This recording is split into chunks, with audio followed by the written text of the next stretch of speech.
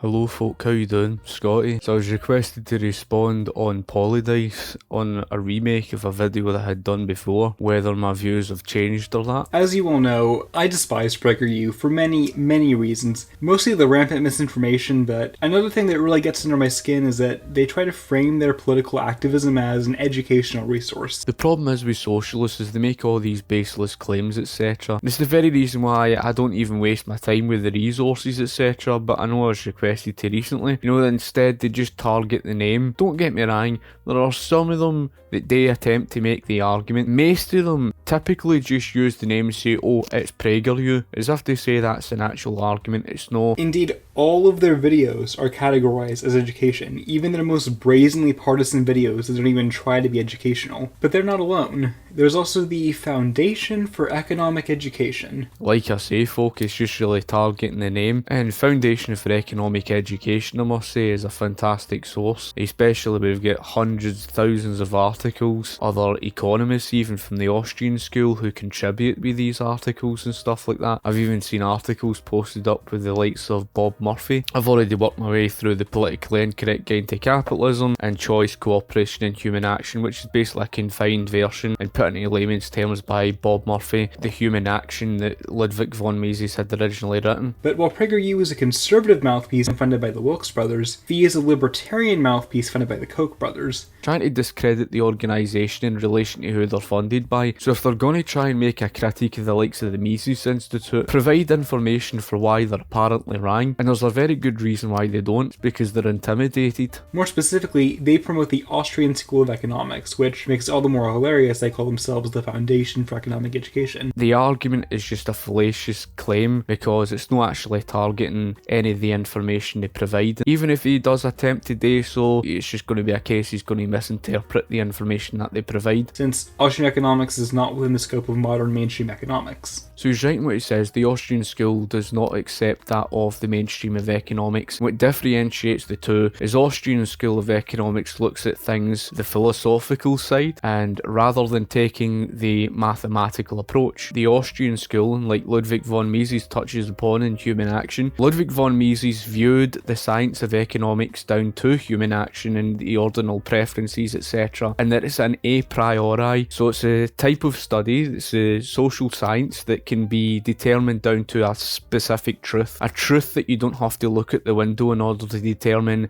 that it's knowable, that you can accept it to be true. And he uses the example of geometry with that of the Pythagorean theorem. So it's a theorem, it's something that can be determined on truth, whereas when you compare a science like that to do with physics, it isn't something of a theorem, it's a theory. The mainstream of economics rejected Mises on the front of it being more philosophical relative to that of human action, etc. They took more of the approach of experience, and Ludwig von Mises himself argues the importance of the philosophical approach. It should be something that should be widely accepted, that there are truths economists would never disagree with, and therefore they should acknowledge that. This is what Ludwig von Mises was arguing. Mainstream economics includes Keynesians to the left, and to the right there are the monetarists and supply-siders, but monetarists and supply-siders still accept the basic precepts of modern economics. Austrians do not. So again, he doesn't really provide any information there. There's nothing there to explain what the Austrian school reject in terms of basic concepts, as he puts it. They are so sure of themselves that they will denounce mainstream economics as fake economics. Mainstream economists looked at capital as a one lump sum, whereas the Austrians did not. The Austrian school differs also on interest. When it came down to the mainstream of economics, they caused the boom and bust cycle through that of their pump priming, for example. The Keynesians, they tried to fix the interest rates below market value. Of course, it created the boom and the eventual bust. It sent out wrong signals to the market. This is what the Austrian business cycle is arguing. There are people who will say that somebody like Paul Krugman, who has a PhD in economics, teaches economics, has written economics textbooks, and has won a Nobel Prize in economics, does not understand economics. Just because you've got a PhD in economics and a Nobel Prize doesn't mean to say you understand basic economics. Assuming they know that they're going to get questions on the economy. I mean, they're Nobel Prize winners in economics, so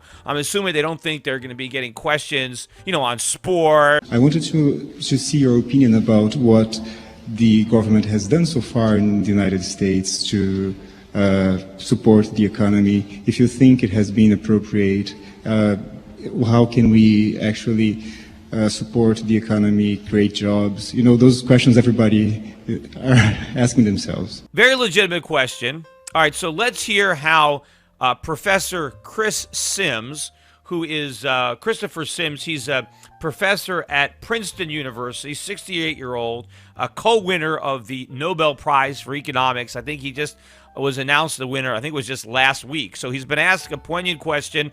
What do you think about the U.S. economy? Have we done the right thing so far? You know, should we do something different? You know, what do you think? Here is his carefully considered response.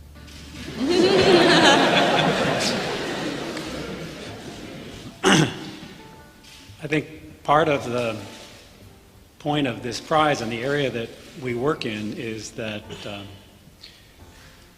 that answers to questions like that require careful thinking, a lot of data analysis, and that the answers are not likely to be simple.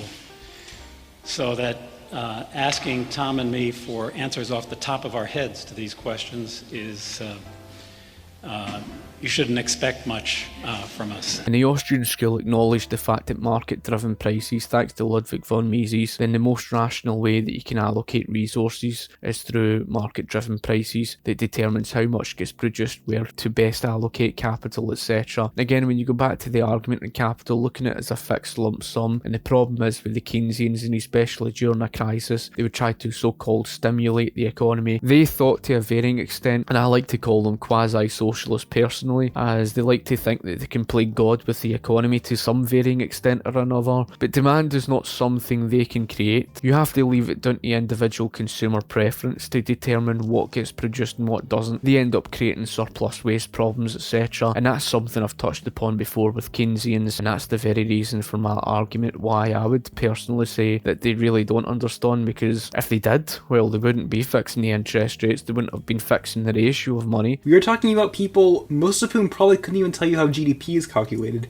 insisting that they know more than actual experts because they know a few Austrian talking points. But it's the mainstream economists that don't understand GDP figures. They're actually talking about the official figures. They don't account for that of all the intermediate expenditures. So what is Austrian economics? It's basically a holdover from the 19th century. It rejects key aspects of modern economics like statistical analysis, mathematical models, and basically all of macroeconomics, instead choosing to frame everything in terms of the individual and individual decisions. Well, it's good enough that at least he touches upon some of those differences. So you can see why this isn't taught much in economics classrooms and is instead reserved for far-right think tanks. So you can see there he doesn't actually provide an actual argument to discredit the Austrian school. Just says, oh well, they reject the mathematical approach, therefore they somehow lack credit. Austrians argue that individuals are by definition best at maximizing their own utility, and so every exchange must be mutually beneficial, and anything that gets in the way of these free exchanges, like a tax or regulation, by definition reduces prosperity. This is the thing, the taxation, the government regulation hinders the productivity, it hinders the innovation, etc. It harms consumer choice, it drives consumer prices up, it does not benefit them at all. So it's basically alternative economics for libertarians and anarcho-capitalists. And one of the conclusions that you come to from this free market is always right mentality is, why nothing is overpriced? That's right, the good folks over at FEE are here to defend price gouging. Well, this isn't to do with price gouging, it's really all down to consumer preference, what the consumer is willing to pay for something. And see if the consumer is not willing to pay at that price, the capitalist has got no choice other than to reduce his prices, otherwise he's just running at a loss, it's just going to be sitting there on the shelf. And it's just like with photography. This camera that I got was the 5D Mark III, now no longer worth anything of what it was when I initially got it. At the time it was about £1,300, and then the 5D Mark IV would eventually come out, and of course the price would start to plummet. And the reason why the price is plummeting is because demand changes. He's thinking that it's just a case, well, companies can just charge whatever the hell they like, and therefore the consumer can't do anything about it. And it's all in relation, like I say, that the higher price signifies scarcity relative to photography. That's why when you see new cameras come out, and you know how many people out there are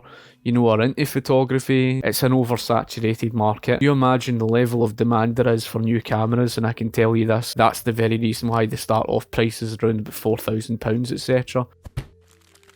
Hey, it's Freedom Tunes. Yeah, I call this one VCR with a butter knife stuck in it. Brilliant. Visionary. I must have it. Name your price. I don't know, I guess like $13 trillion or something. Yes, I'll give you 4 trillion. How dare you insult me? No deal. I'll pay the asking price. 13 trillion? That trash isn't worth 13 trillion. You're right. 14 trillion. What? No! Don't do that, it's worthless. Mind your business, lady. Actually, if you think about it, things are really just worth whatever price the buyer and seller agree on. If either of them thinks the price is wrong, they can walk away. You're looking at a massive price-fixing scheme. Yeah, anyone care to argue that that's all free and fair market pricing and in no way overpriced? This is the problem with imagining that everything is a perfectly competitive free enterprise system. If the cost of something is far greater than that of the value, the consumer's not willing to pay for it. And that's the reality because people are paying for it. That is telling you the fact that people do value the product greater than what the cost is. It doesn't matter what you think. The fact that they still have consumers there that are willing to part with their money to go and get it tells you that they value the product more than the money that they had. That's what you don't seem to get. Eventually the theory has to meet the real world. That's ridiculous. Not really. Economic value is entirely subjective. That's true, but it doesn't mean that the price is always right. How can you say that the price isn't always right when the consumer is the one that determines what the price is going to be? And the reality is the consumer's the one that drives what profits and losses are. They're the ones that determine what sells and what doesn't. If the consumer's demand wasn't there, they've got no choice but to lower the prices. Producer surplus equals consumer surplus. Surplus meaning the amount that you're willing to pay minus the cost. The consumer being the buyer and the producer being the seller. Under the right circumstances of competitiveness, openness, and price elasticity, the market will naturally reach that equilibrium because if consumer surplus is higher than producer surplus, then the price will go up. And if producer surplus is higher than consumer surplus, i.e. if it's overpriced, then they'll just buy something else. He's right in what he says with the consumer surplus that yes, if there's a greater demand than that of the supply available of the product, then of course the price drives up. But for some odd reason he says that if there's a producer surplus, if there's a higher level of productive output to that of the demand available, then somehow the price drives up and they seek an alternative. That just isn't the case. If there's a greater, productive output to that of the demand available, that means the price falls because there's more of it to go around. So how does he actually draw to that logical conclusion? That's not usually the real world, especially when it comes to, a life-saving drug. Instead of charging at a fair market price, you can charge people at their willingness to pay, because if they don't buy it, then they'll die. I touched upon that previously, and that's sort of to be a collusion as a result of government that had created the third-party payer system, and that's why the private pharmaceutical companies got away with colluding and driving the price up to shaft the consumer. That's got absolutely nothing at all to do with consumer preference. In fact, the consumer doesn't even have the choice to shop around. In this case, all or most of that total surplus goes to the producer. This is not an economically efficient exchange. It is overpriced. But supporters of the Austrian school don't believe in these graphs. They believe in methodical individualism, so that's not price gouging, that's a beautiful, mutually beneficial exchange. Again, it's no individualism, it's actually the fault of collectivism because you've got the government there that monopolised the cost in the background in terms of the whole third-party payer system. Individualism simply means that you've got a free market. That's not a free market. The producer valued the money more than the drug, and the consumer valued their life more than the money. In fact, everyone who bought that drug, their lives were saved by Martin Scarelli, so... How on earth can you call it a voluntary exchange when the consumer is absent? The consumer cannot shop around for the cheaper cost. Instead, because there's no straight transaction and there's a third-party payer system, the one in the background holds a monopoly over cost because of what government created. That's the absence of the free market. And because government set down barriers to entry into the market, competition can't step in to eliminate that of the cartel. In other words, the cartel exists solely because of government. Now, of course, not all of them will make this argument. Usually they'll just shift the blame and say that this would never happen in a real free market.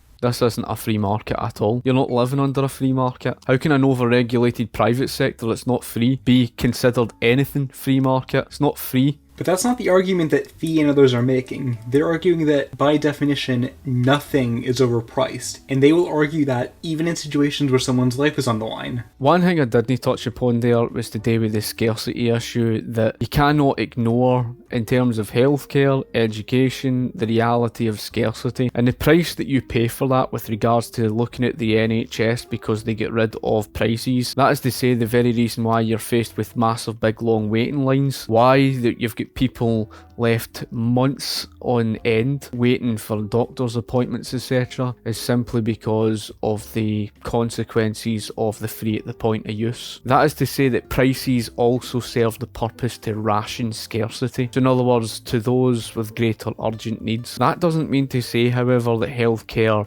needs to be expensive. Healthcare can be affordable, and that would happen in a free market model. Again, I've touched upon that with direct primary care. I do agree that healthcare is vitally important, and that's why I think for the right type of jobs that you have health insurance, etc. Don't believe me? That may be the case for something as abstract as art, but for actual goods and services, it's different. Is it? Let me ask you, would you trade a diamond for a bottle of water? No way. Why not? Because a bottle of water only costs $1, and diamonds are worth thousands of dollars. Okay, but what if you were trapped on a desert island with no water and a treasure chest full of diamonds? Would you trade one diamond for some water then? Oh, well, I guess.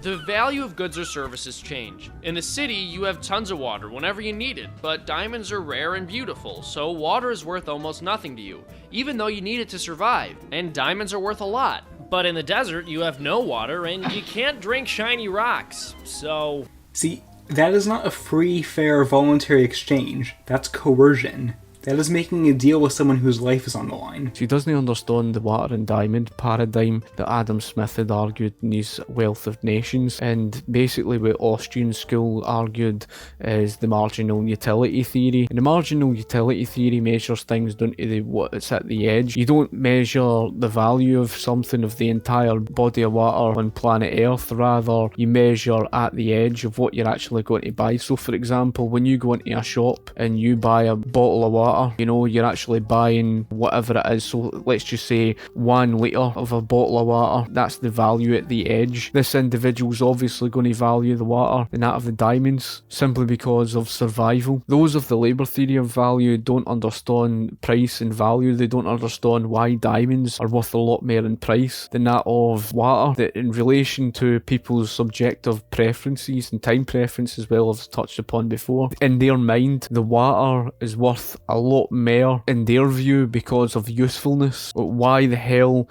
is water dirt cheap compared to that of diamonds? Well, it's all to do with the laws of supply and demand, and again subjective theory of value. It's all down to people's preferences. Again, this is something that they don't comprehend. Selling an EpiPen that only costs a few dollars to make for hundreds of dollars is coercion. Price gouging basic necessities to hurricane survivors who need them is coercion. So he doesn't understand again with the rationing issue. Again, when the price drives up, it means the demand far exceeds the supply available. The reason for the higher price is so that you can ration to those of greater urgent needs, and in that case, the greater urgent needs would be to the part of the market where there's a shortage, and that higher price is a signal to the market to say we need to allocate production to that area of the market, and there's an incentive to do so. The reason why middlemen, for example, may allocate to that part of the market is because it's going to be very profitable, and therefore they can bring the price down. So otherwise, if you didn't have, you know, the higher price and the price was lower, it would end up being overspent by perhaps people who don't really need it, and it could have went to people with greater urgent needs. Does that make sense?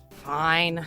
But I still don't understand why someone would pay $13 trillion for a VCR with a butter knife in it. It isn't worth that much to you, and that's totally okay. But when you're thinking about how much something is worth, you're thinking about how much you are going to value having that thing in comparison to how much you value whatever it is you're being asked to trade for it. Obviously, weirdo art has no value to you, but for someone who loves that kind of thing, well, everybody is unique. We all have different wants and needs and different resources as well. As a result, we all value things differently. And that means sometimes we aren't always going to understand why other people are willing to pay a ton of money for stuff that we think is worthless. Again, the theory needs to meet the real world. Sure, in a competitive, open, price-elastic market, the price is just a fair deal between buyers and sellers. But not when it comes to healthcare, education, wages, infrastructure, or really any industry that, for whatever reason, is fundamentally not fit for pure market conditions. And of course, any industry is vulnerable to fraud and market failure, which is why we need regulation to keep private interests in check. So I've already already covered that with regards to healthcare, and it's not inelastic.